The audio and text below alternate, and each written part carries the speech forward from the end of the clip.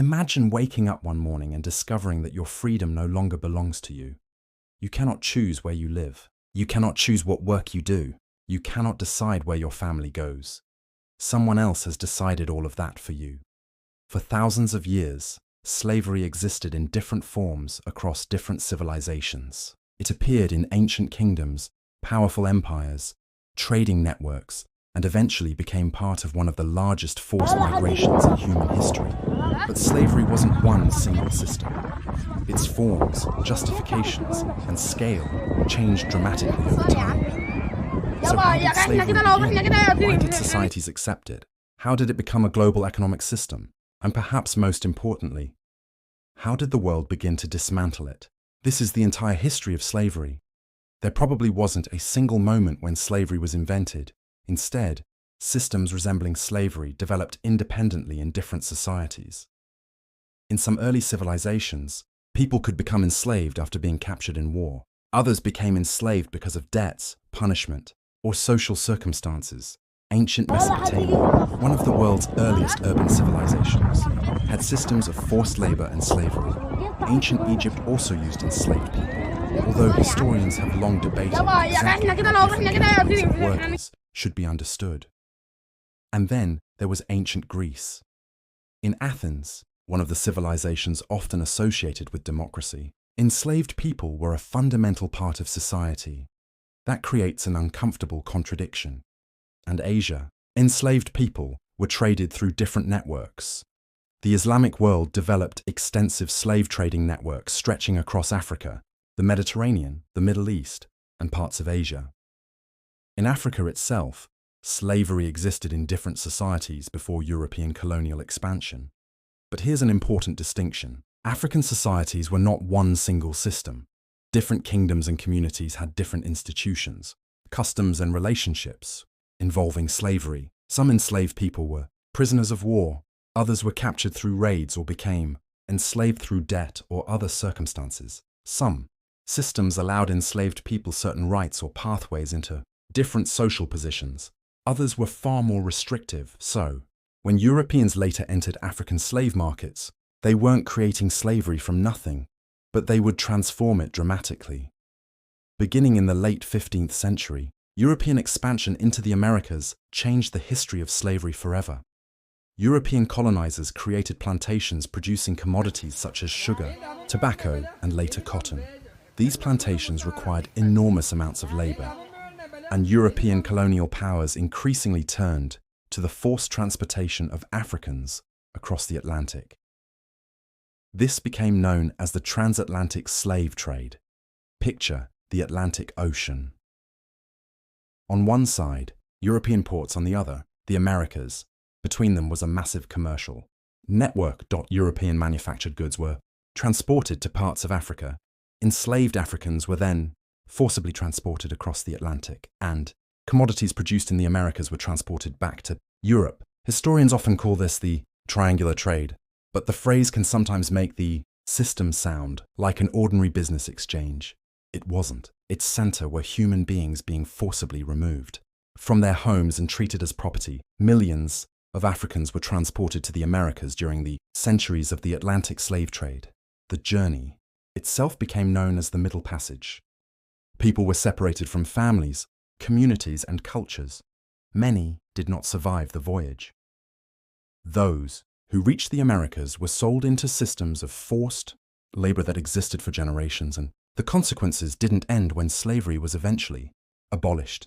They shaped societies, economies, politics, racial attitudes, and inequalities that continue to influence the modern world. One of the most important things to understand is that slavery wasn't only about labor, it was also about power. European colonial societies developed racial ideologies that increasingly portrayed Africans and their descendants as naturally suited for enslavement. These ideas were not simply observations. They were used to justify an existing system. Think of it like this. First, a society creates a system that benefits powerful people. Then it develops arguments explaining why that system is supposedly acceptable. Over time, those arguments can become embedded into laws, institutions, and culture.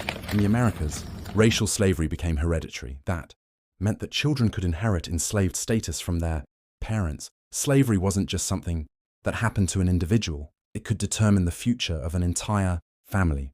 And the economic incentives were enormous. Plantation owners could make fortunes from crops such as sugar, tobacco, coffee, and cotton. European merchants, banks, manufacturers, and governments could also benefit from the broader economic system. This is one reason slavery survived for so long. It wasn't maintained by one person. It was supported by an entire network of economic and political interests. But slavery was never accepted quietly. Resistance existed everywhere. People escaped. They formed communities outside colonial control. They resisted through work stoppages, sabotage, cultural preservation, and organized rebellions. One of the most significant was the Haitian Revolution. In the French colony of Saint-Domingue, enslaved people launched a revolution beginning in 1791.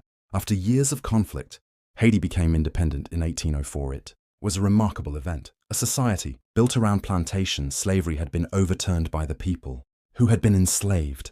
The revolution terrified slaveholding societies throughout the Americas. It also demonstrated something powerful.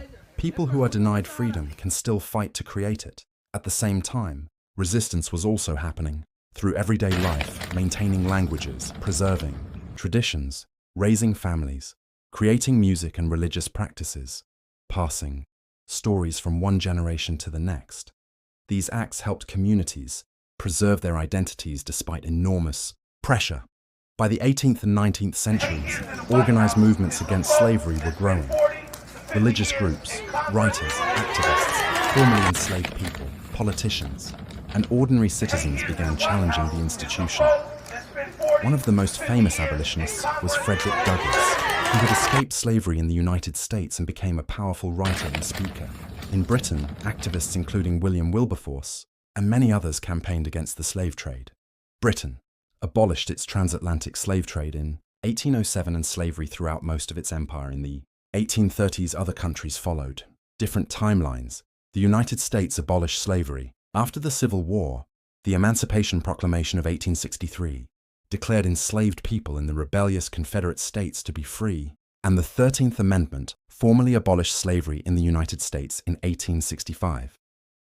Brazil was the last country in the Americas to abolish slavery, doing so in 1888, but abolition did not instantly create equality. That distinction matters. Ending a legal institution doesn't automatically erase the economic and social structures that institution created. Formally, enslaved people often received little or no compensation.